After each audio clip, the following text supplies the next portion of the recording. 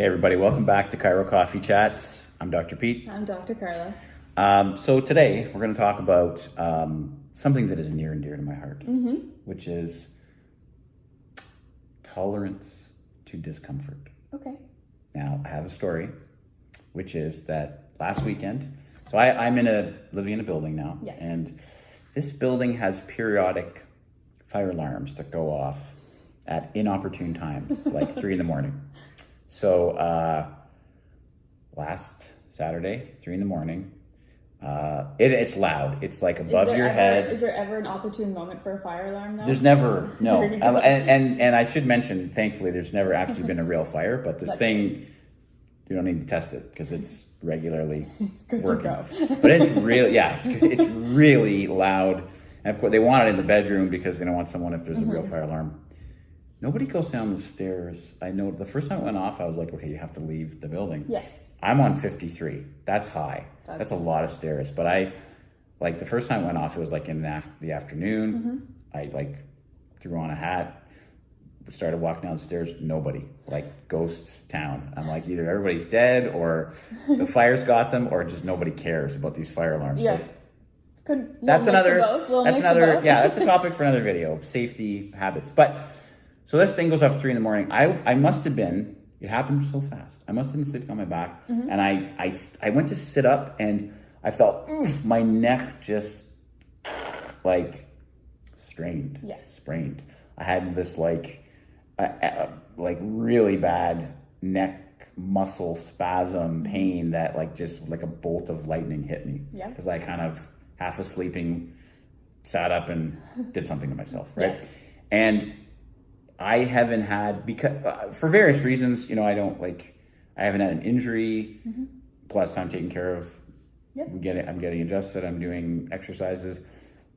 So I've had very little pain in my life for a very long time. So it was really bad. I couldn't if I turned, it would jolt. If I look back, that's called closing angle joint pain, which is like when the joints in the back of are in the back of the spine. So if you extend or rotate or side bend, it closes the joint. Them closer together. Yep. Yeah, and then if that joint is irritated or inflamed, it's going to really hurt. So I had that. I knew I self-diagnosed in 2 seconds. Of course.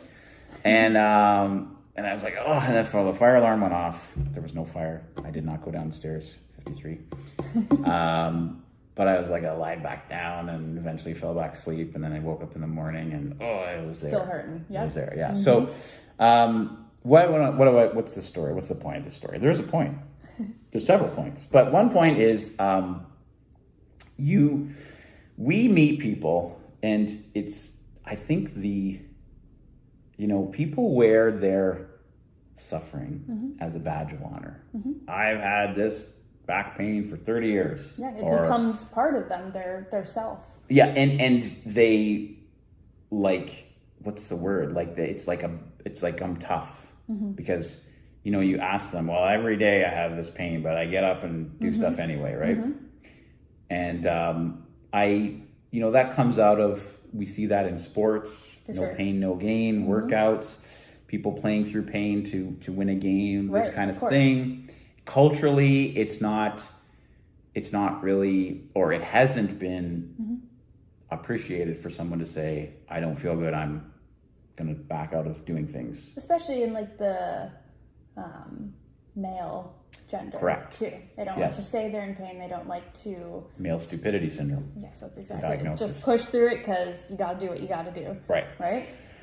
Yeah, and so there's a lot of that too. And in that, actually, there's a correlate syndrome in females, which is the busy mom syndrome. I was just about to say that too. Yeah. The busy mom has no time for herself because she's caring for her children, which is admirable. Yes. But when the busy mom gets sick or injured or whatever and her efficiency goes down, then there's an issue there. Yeah, of course. So I remember thinking though, as I went through this episode, a couple things, but yeah, I could not bear it. So part of that's because I'm not used to pain. I had a lot of pain when I was younger. We know my story, migraines at 7, back spasms as a teenager. So that was sort of used to pain and popping Advil and Tylenol. And now I never do that and never have those stuff. So when you have something, it's really shocking. Oh, right? yeah, of course. Which is what it is. So, and the other thing too was like, I thought if I was not a chiropractor, I'd never been to a chiropractor. If I, in that state, if someone had said, oh, go to a chiropractor, they're going to crack your neck, I would have been nobody's touching my neck or moving it the slightest, because that's going to kill me. Even if you move it or touch it, it's painful. Yeah. So I can't imagine someone else touching it or moving it for me. So now let's shift over. So chiropractically, with an acute injury like that, what can we do for those people, or what can they do for themselves at home? Let's discuss that. They can do some stretching to reduce muscle spasms and to release muscle tension. They can do some heat ice, again, to bring down any inflammation and to kind of relax those muscles around the area that's basically injured. What else can they do? Well, for the short term, which kind of happens automatically, is not aggravate it. So like your body initially doesn't want you to move that area or that joint much, because it's kind of, it knows something's happened there. And the reason we get things like muscle spasm, for instance, is your body's locking that joint down, saying, hold up, let's just check in and do some repair here before you start moving things and potentially damaging things. Your body more. knows that something's wrong, and movement hurts it even more. So it's stopping any movement for you. Right. With the muscle spasms, the inflammation. It's self-protective. Yeah, of course. And then, of course, if it continues, though, if that gets facilitated means it easily happens. If that spasm becomes facilitated as the joint is healing, now you have sort of a secondary problem, which is you're losing movement because it wasn't sort of, we could say, rehabbed or dealt with properly. But yeah, of course. So I couldn't, with this problem I had, I couldn't stretch. I didn't have an ice pack handy. But I did do something that helped a little bit. Can you guess what it was? Did you take some anti-inflammatories? I did not. Okay. I was tempted. I didn't have any. I'm curious what you did. I don't know. I actually went for a little walk. Okay. Now, so I took the elevator down and I walked. You can walk underground to Longo. So I walked, and just that little bit of like, your arms are moving, your legs are moving. I wasn't turning my head, but that little bit of movement, maybe your body muscles warm up a little bit. Yep. You get the, with receptors in muscles, when you're moving, like walking or jogging, you get a lot of those firing to your spinal cord, into your brain, which turn around and tend to like relax muscles so they can move easily. You get a little endorphin release too. Get a little endorphin release. So exercising. Yeah, so that helped a little bit, and then I kind of like did nothing for next to nothing that day. Then the next day, it got better, and then that was so then by Saturday, by Monday, then I got adjusted. Now, when I got adjusted Monday, I was still very tender. So it's not like, one of the doctors here went in and put a big force in my neck. Right. They actually adjusted my upper back. So by Monday, although my neck was feeling better, my upper back was starting to like tighten, because it's compensating for the fact that the neck isn't moving. And so getting an adjustment of my upper back, upper thoracics helped free up a bit of movement. And then by like Tuesday, Wednesday is like much, much better. Right. So now part of that is sort of, I didn't overstrain it. I was able to rest it a bit. I had some appropriate care. Right. And I will say, because I do have a generally healthy spine, I could bounce back quickly from that. Yep. Thank goodness, because I'm a wimp. I can't handle pain. Your spine was already mobile, so your body knew to keep it. Yeah, I didn't have like degeneration or scar tissue or things that were going to make an injury much more complicated. So, so what are our take-home messages about this?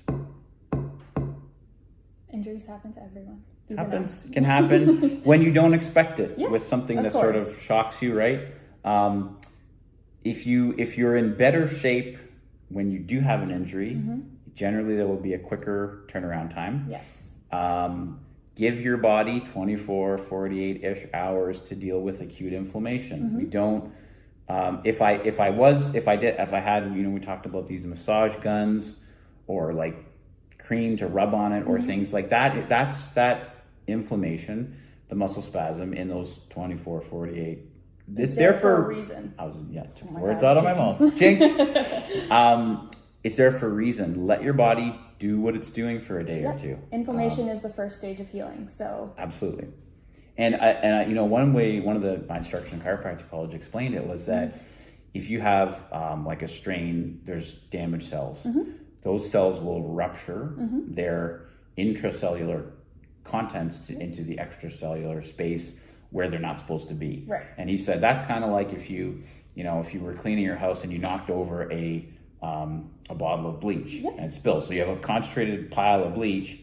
What would you want to do with that? You would want to dilute it with water and then sort of mop it up. And that's one way to look at what's happening in that area is your body's putting in swelling, inflammation, fluid to dilute those components, and then it's going to clear that up, hopefully clean up the mess, and then transition into you haven't started healing yet. You're just dealing with the spill or the mess. That's exactly it.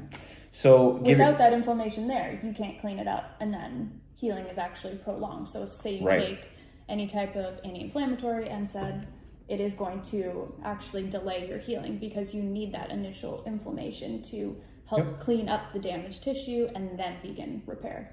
Yeah, and of course those things are non-specific. In other words, the Advil doesn't know that there's inflammation here and not here, right? It's a COX-2 inhibitor, so it's working systemically, but generalized. Yeah. So I think I had the luxury of being able to take a day or two and not do much.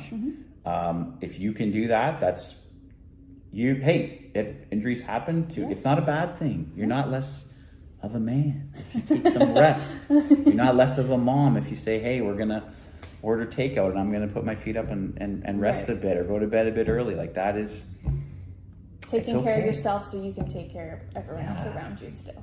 Well said. Yeah. So there's that component, and again, the last piece to come back to the start is that I don't have any. If we're in the office, I don't have any stickers or badges for the longest suffering people. No. Okay. So that's up to you how long you want to suffer for, and I mean quality of life. Why would you choose to suffer longer than you need to? Exactly. Yep. Think about that. If you're one of those types of people, right?